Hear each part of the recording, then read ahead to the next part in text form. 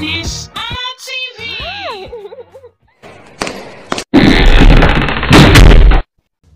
Ndewonu onye ka nkene nnọọ ụmụ mara mma. Taa anyị ga-amụ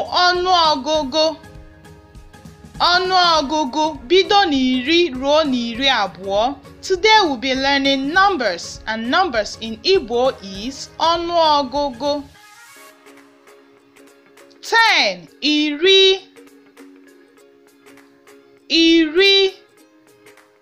10 iri. Ndewo.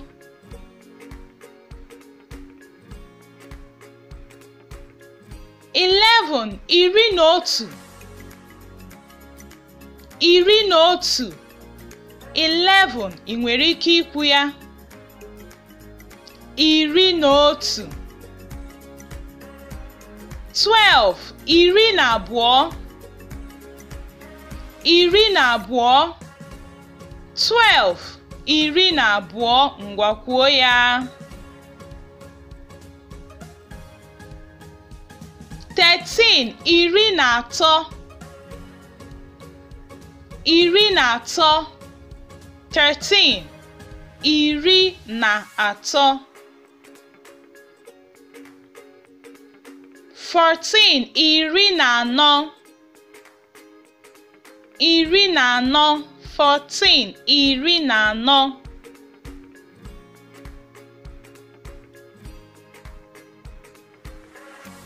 15 iri na ise 15 iri na ise.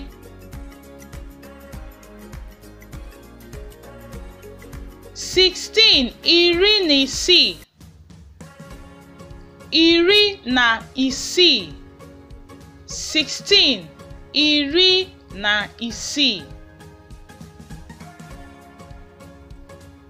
17 iri na asaa 17 iri na asaa.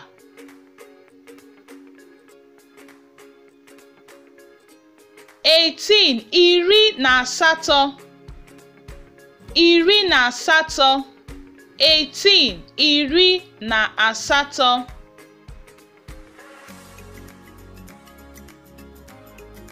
19 iri na iteghete or iri na itoolu 19 maọbụ isi iri na itoolu. 20 iri abụọ 20 iri abụọ. Ndewo ụmụ mara ihe. Ngwanụ ka anyị mụgharịa ya ka anyị nwee ike ghọta ya ọfụma. 10 iri 11 iri na otu 12 iri na abụọ 13 iri na atọ 14 iri na anọ 15 iri na ise 16 iri na isii 17 iri na asaa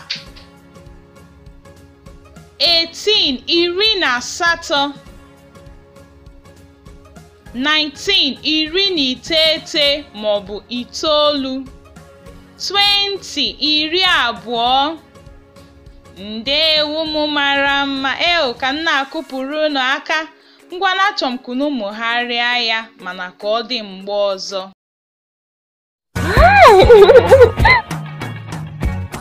Ness-ana